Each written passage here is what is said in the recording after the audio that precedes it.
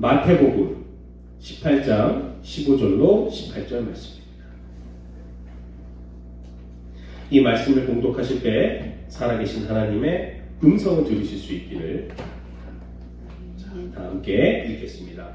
마태복음 18장 15절에서 18절 말씀입니다. 시작! 네 형제가 죄를 범하거든 가서 너와 그 사람과만 상대하여 권고하라. 만일 들으면 네가 네 형제를 얻은 것이요, 만일 듣지 않거든 한두 사람을 데리고 가서 두세 증인의 입으로 말마다 확증하게 하라. 만일 그들의 말도 듣지 않거든 교회의 말하고 교회의 말도 듣지 않거든 이방인과 세리와 같이 여기라. 진실로 너희에게 이르노니 무엇이든지 너희가 땅에서 매면 하늘에서도 매일 것이요, 무엇이든지 땅에서 풀면 하늘에서도 풀리리라. 아멘. 오늘 설교 말씀은 싱크모 고천수 목사님께서 땅에서 풀면이라는 주제로 말씀 전해주시겠습니다. 아멘. 안녕하세요. 오늘은 영상으로 대체할 건데요. 다 보셨겠지만. 아멘.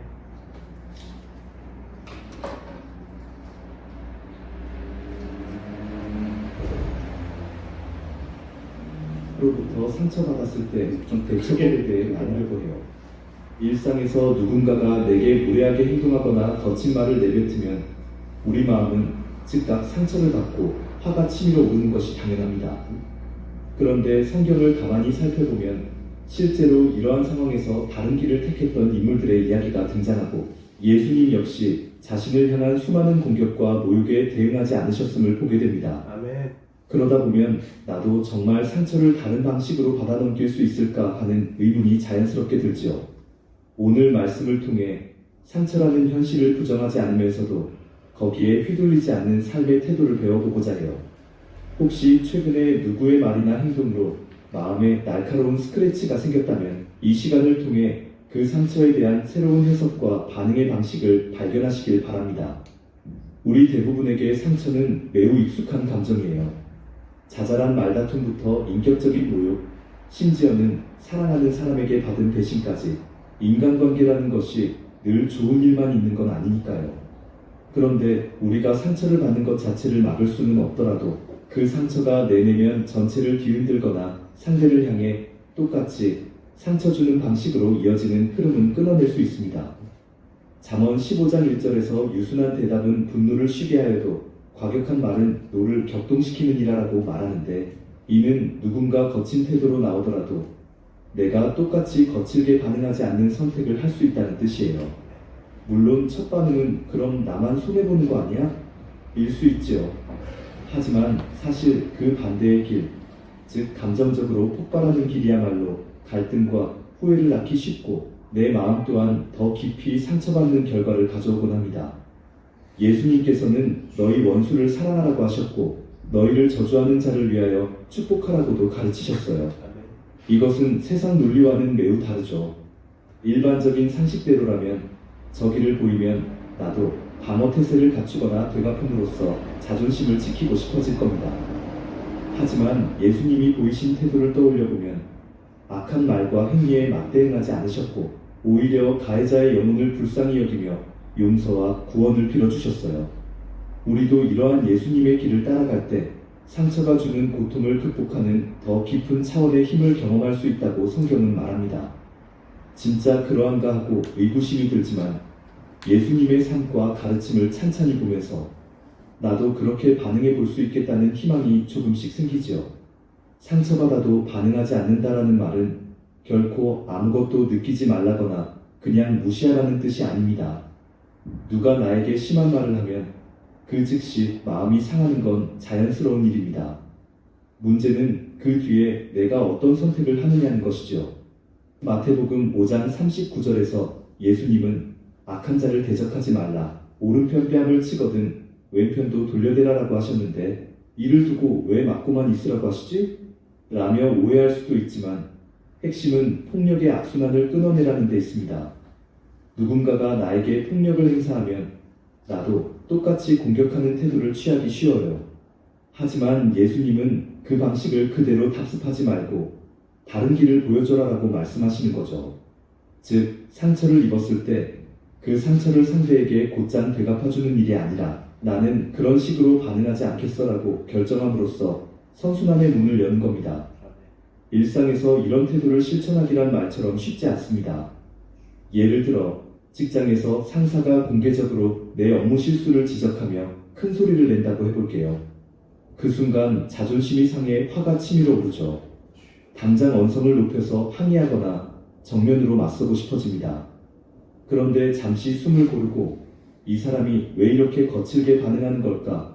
이 상황에서 내가 지금 똑같이 소리 지르면 무슨 결과가 생길까? 하고 생각해 볼 여유가 있다면 어떨까요? 사소해 보이지만 이 짧은 멈춤이야말로 상처를 다루는 첫걸음이 됩니다. 무조건 참으라는 말이 아니라 객관적인 시선을 얻는 거예요. 상대방에게는 다른 스트레스 요인이 있거나 실제로 내가 한 실수 때문에 압박을 크게 느끼는 상황일 수도 있고 혹은 단순히 감정적으로 폭발하고 있는 걸 수도 있으니까요. 이걸 조금이라도 이해하고 접근하면 그 사람에게도 저런 태도는 내게 상처가 됩니다.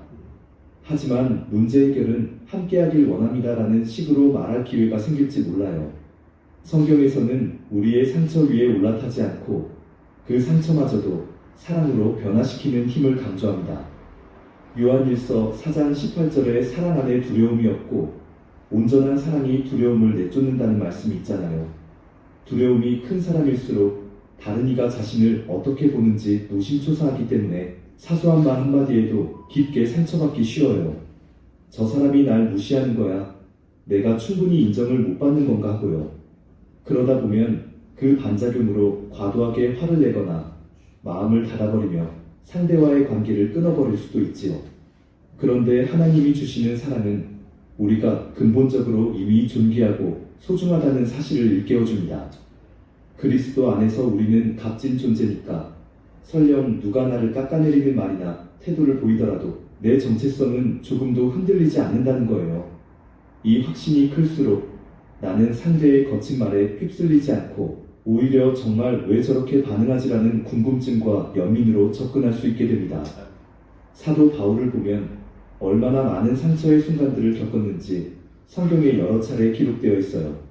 로마 군인이나 유대 종교 지도자들에게 매를 맞고 감옥에 갇히는 등 억울한 상황은 부지기수였죠.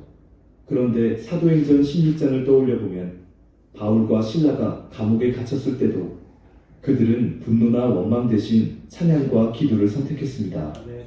감옥이라는 최악의 상황에서도 상처에만 매몰되지 않고 하나님, 이 억울한 상황에서도 당신을 찬양합니다라고 선언했죠.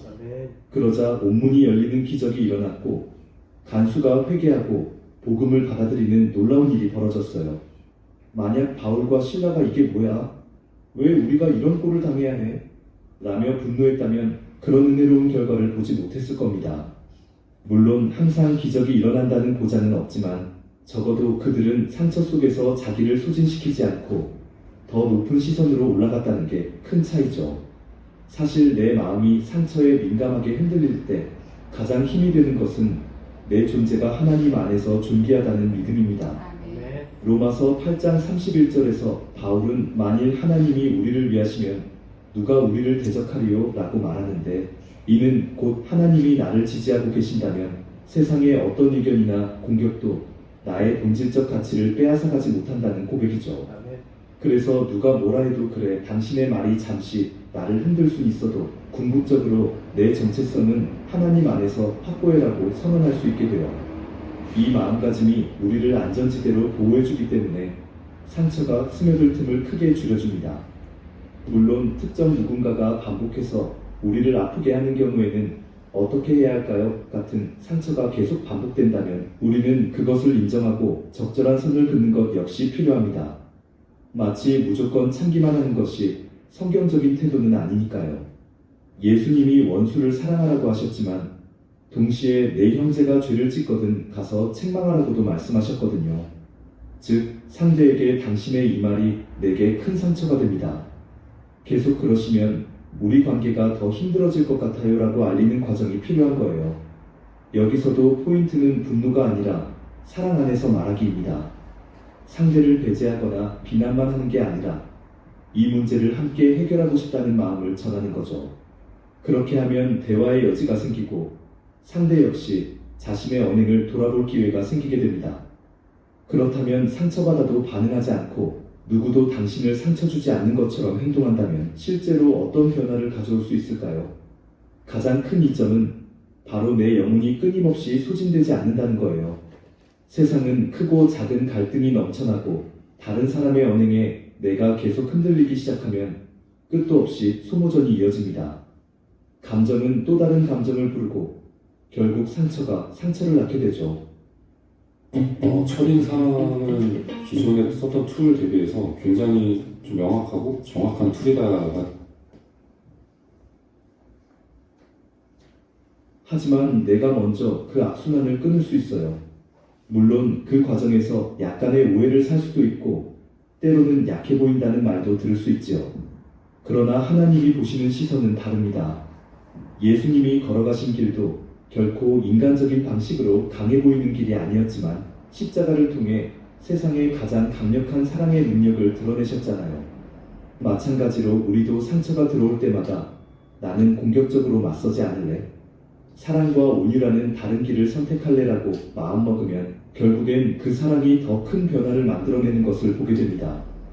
마지막으로 이 길을 걷는 데 있어서 우리가 잊지 말아야 할 것은 예수님이 늘 우리와 함께 하신다는 사실입니다. 요한복음 14장 27절에서 예수님은 평안을 너희에게 주노니 곧 나의 평안을 너희에게 주노라라고 하셨거든요. 이 평안은 세상이 주는 임시적이고 불완전한 평안이 아니라 하나님이 직접 주시는 진정한 안식입니다. 그래서 다른 사람이 무례하게 굴고 내 주변 상황이 나를 몰아붙이려 해도 나는 여전히 하나님 안에서 안정감을 누릴 수 있는 것이죠. 이 평안이 있기에 상처가 와도 난 반응하지 않겠습니다 라는 결단이 실현 가능해지는 거예요. 결론적으로 상처를 무시하지 않고 그대로 인정하되 거기에 매몰되거나 되갚아주지 않는 태도는 예수님이 우리에게 보여주신 놀라운 길입니다. 갈라디아서 5장 22절과 23절에서 열거되는 성령의 열매 중 하나인 온유가 결코 연약함이나 패배주의를 의미하지 않는다는 것을 예수님의 삶을 통해 분명하게 알 수 있지요. 반대로 온유는 상처와 분노를 넘어서 더 높은 차원의 사랑과 관용을 실천하는 강인함입니다. 혹시 지금 누군가에게서 받은 말 한마디나 행동 하나 때문에 마음이 꽉 막힌 듯 답답하고 불편하신가요? 그렇다면 나는 하나님의 사랑받는 존재이고 내 가치는 그 누구도 빼앗아갈 수 없다고 스스로에게 말해보세요. 그리고 그렇다면 난 어떻게 이 상처를 넘어서 주님이 가르치신 사랑의 길을 택할 수 있을까 하고 물어보시기 바랍니다. 그러면 어느샌가 폭발적인 반응 대신 차분한 대화나 더 크고 따뜻한 이해를 시도하는 내 모습을 발견할 수도 있어요. 그렇게 한 걸음 한 걸음 상처를 다루는 방식을 바꾸다 보면 내 영혼의 자유와 평강이 점차 커지고 내 주변 사람들과의 관계에도 복된 변화가 나타날 것입니다. 세상이 이해하지 못할지라도 하나님이 인정하시는 이 길을 걸으면서 상처가 아닌 사랑이 내 일상과 마음을 채워가길 진심으로 바랍니다. 아멘.